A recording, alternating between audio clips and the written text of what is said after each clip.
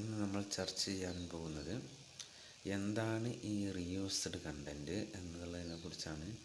എന്താണ് reused content കൊണ്ട് YouTube ഉദ്ദേശിക്കുന്നത് എന്നതിനെ കുറിച്ചൊരു വീഡിയോ ആണ് ഇന്ന് നമ്മൾ നോക്കാൻ പോകുന്നത്. ഈ റീയൂസ്ഡ് കണ്ടൻറ്റ് നമുക്ക് ഏത് സമയത്താണ് നമ്മളുടെ ചാനലിൽ വരിക, ഏത് സമയത്താണ് നമുക്ക് ഏർണിങ്സ് കിട്ടി തുടങ്ങുമ്പോഴാണോ അതോ അതിനു മുന്നാണോ, ഏത് സമയത്താണ് ഇത് റീയൂസ്ഡ് കണ്ടൻറ്റ് നമ്മളുടെ ചാനലിൽ വരിക എന്നുള്ളതിനെ കുറിച്ചൊക്കെ ഉള്ളൊരു വിശദമായ ഒരു വീഡിയോ ആണ്. അപ്പോൾ നമുക്ക് ആദ്യമായി തന്നെ പറയാം എന്താണ് ഈ റീയൂസ്ഡ് കണ്ടൻറ്റ് എന്നുള്ളത്. അപ്പോൾ നമ്മൾ റീയൂസ്ഡ് എന്ന വാക്കിൽ തന്നെയുണ്ട് അതിൻ്റെ എല്ലാ സംഗതികളും. അപ്പോൾ റീയൂസ്ഡ് കണ്ടൻറ്റ് എന്നാൽ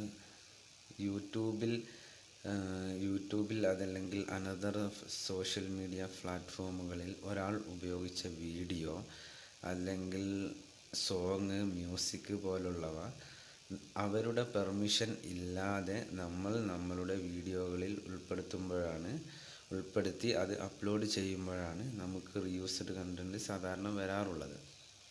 ഈ റീയൂസ്ഡ് കണ്ടൻറ്റ് കണ്ടുപിടിക്കാൻ നമുക്ക് അത്ര എളുപ്പമല്ല. നമ്മളിപ്പോൾ നമ്മളുടെ ഒരു ചാനൽ തുടങ്ങി അതിലൊരു 10-100 വീഡിയോ നമ്മൾ അപ്ലോഡ് ചെയ്തു കഴിഞ്ഞു.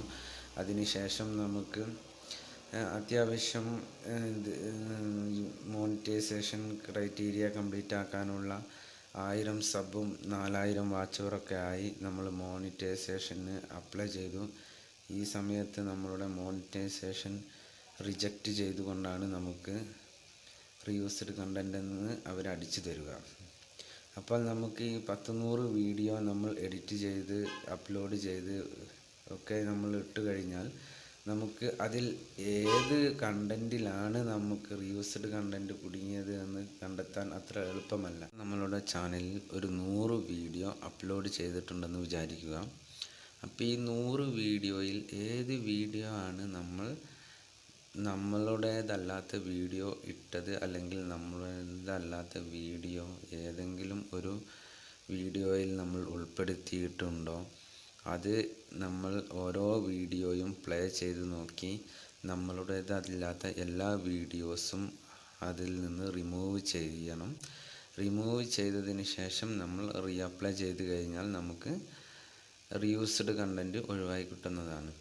പരമാവധി നമ്മൾ ചെയ്യേണ്ട കാര്യം എന്താണെന്ന് വെച്ചാൽ മറ്റുള്ളവരുടെ കണ്ടൻറ്റ് നമ്മളുടെ ചാനലിൽ ഉപയോഗിക്കാതിരിക്കുക. അവരുടെ പെർമിഷൻ ഉണ്ടെങ്കിൽ കൂടി അവർ പേഴ്സണലായിട്ട് നമുക്ക് പെർമിഷൻ തരും, പക്ഷെ അത് യൂട്യൂബ് ഒരിക്കലും അത് അംഗീകരിക്കില്ല.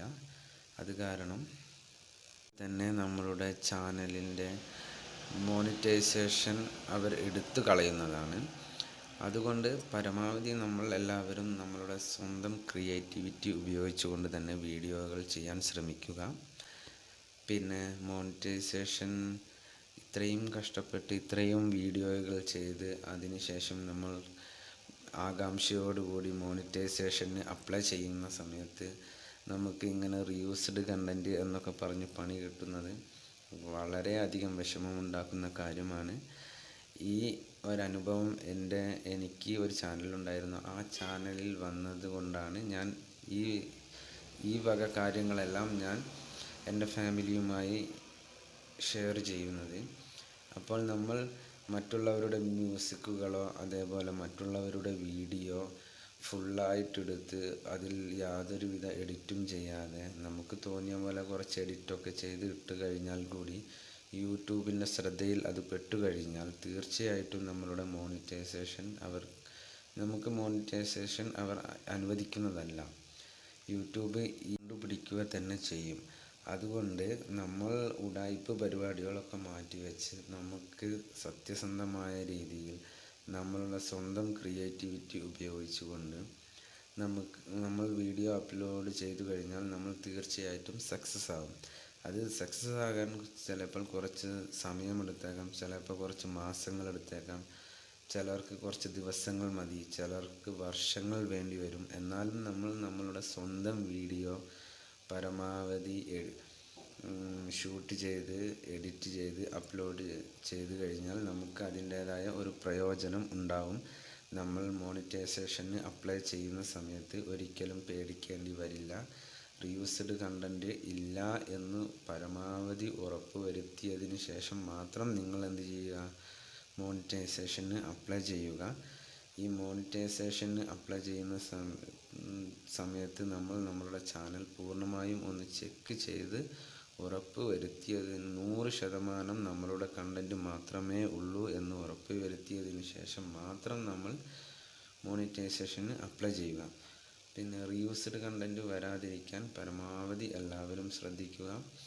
ടൈറ്റിൽ, ടാഗ്, ഡിസ്ക്രിപ്ഷൻ ഇതൊക്കെ മറ്റുള്ള ചാനലുകളിൽ നിന്ന് നമ്മൾ കോപ്പി ചെയ്ത് പേസ്റ്റ് ചെയ്താലും ഇത് റീയൂസ്ഡ് കണ്ടൻറ്റായിട്ട് വരാനുള്ള ചാൻസസ് കൂടുതലാണ്.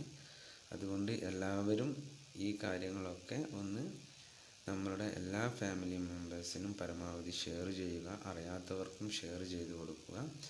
എന്നാൽ നമ്മൾ അടുത്ത വീഡിയോയിൽ കാണുന്നത് വരെ ജയ് ഹിന്ദ്.